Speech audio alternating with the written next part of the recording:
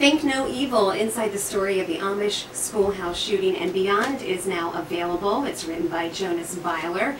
Jonas and his wife Ann founded Auntie Anne's Soft Pretzel, also the Family Resource and Counseling Center and the Family Center of Gap. They've got a great website if you want to learn more about their story, thebeilers.com, and Jonas is with us live in the studio. And again, it is such a pleasure to have you here today. Thank you for having me. Now, we detect a bit of Pennsylvania Dutch in your accent. Yeah, I do have an accent. And we're used to hearing it, but folks outside of the area have not. I understand that you've been talking on many radio stations. Yes, I have. Jonas, a couple of people have written books about that tragic day. Why did you choose to write about that day? Well, after my wife wrote her book, I got requests. People were asking, when's your book coming out? I don't know if they meant it or not. But the subject of forgiveness seemed to always surface, because that's something that Ann and I talk about a lot. And the experience between the two of us exchanged forgiveness, and that's what salvaged our marriage, really, is that we were able to, finally get to that place. So as this event unfolded, and I watched the Amish response to the Roberts family, and as they came together to just not only make that choice that they forgive, but to live that out days after that, I was really taken back by, even though I was raised that way, I was just really taken back by their ability to do this and what this means and the powerful message that comes out of this. That message of forgiveness went around the world in just a few hours' time. Mm-hmm.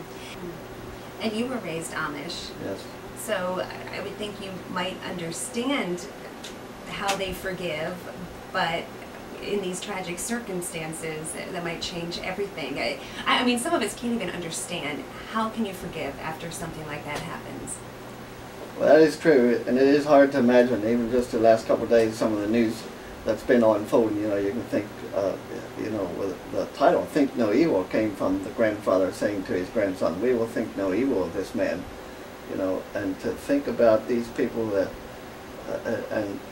and try and convince yourself you're not going to think evil of them is a task. I think initially you do, but eventually most of us get there, to where we have a better understanding of who this person is and what happened. But the Amish do it first, and then they live that out later.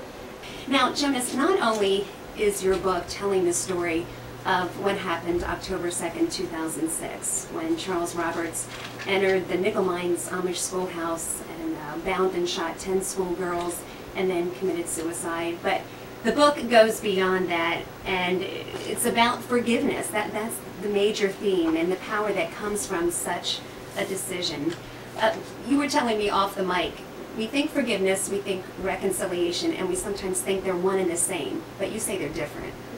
Very different. Forgiveness is a choice, and dealing with the emotional aftermath is a process. And then when it comes to reconciliation, that's often a different subject. There may be situations where you feel deeply hurt by somebody, you can forgive them without any response from them. That gives you peace within and peace with God, and reconciliation is not required to have that inner peace. So, I say it like this, if you want to be miserable, hate somebody. If you want to be free, forgive them. So whether it's somebody in the family, outside the family, somebody you don't ever want to meet again, forgiveness is part of letting go. But then you have to carefully pick or consider who you want to reconcile with, and that's a different subject. Talk more about the sense of forgiveness within the Amish community. Wow, it's so deep. It's woven into their culture. It's something they've done the last 100 years, and they're going to do it the next 100 years. I realized after watching this unfold how impacted I was, because I watched my parents do similar things. Forgive those. Because you were raised Amish. Yeah, I was raised like that, and even though I was raised like that, this just really challenged me.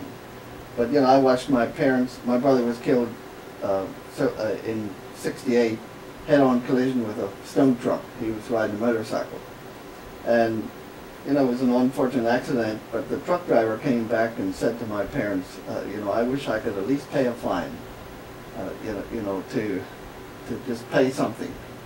And my parents took all the time they needed with him to reassure him that they're not going to hold anything against him. And they became friends beyond that. Met, a couple times a year, just have dinner together. My parents and his family, and that's the way they handle it. They will reach out and go the second mile. That's what's different about how they do forgiveness. They go that second mile, and that's what challenged me. How willing am I to go the second mile. Can you talk more about the book and some of the people that you interviewed and made this book possible? I know that you were talking with first responders. I don't know if any of the family members were interviewed for this book or not. We didn't interview any of the family members, but first responders. One story that stands out to me is how at the end of the school season, when this is in the new schoolhouse, they had a picnic like they traditionally do, and they invited the first responders to bring the ambulance to the school picnic, and they also flew a helicopter in, just for the children to see these pieces of equipment in a different light. And the families, along with the first responders, shared how healing that was. And how can you explain healing? There's kind of a mystery there in how, in the absence of lawsuits and litigation, they have this environment or this atmosphere that allows these good things to happen. And they all agree that it just brought tremendous healing to be able to interact in that way. And see, if there had been any question, any lawsuits, some judge or lawyer would be saying, don't talk to the other side, and that gets wiped out in today's culture most times. But in this culture, in this community, that's encouraged. They go that second mile. That's what I mean by, they don't only forgive, but what they do beyond that proves that they did, and that's important. And I think it inspires, as it did with the first responders, it inspires us to go the second mile when we see that. Yeah, there's no traffic jam on the second mile. Jonas, are you able to give us any updates on the conditions of the girls who survived, and maybe even the boys that were involved? At this point, I have limited information, but I do know that a couple of the boys have what we would call survivor's guilt. They just feel so bad that they couldn't help their sisters or their schoolmates, just rendered helpless, and that's bad for the masculine part of us anyhow. And then the girls, the 5 that survived are for the most part recovered, except one that's really struggling yet, and I really don't know her condition. I do have a source that gives me feedback occasionally, and overall I think when I view the grief process and what families like this normally go through, they're on track, but it's very hard. It's not over. They deal with those scars every day.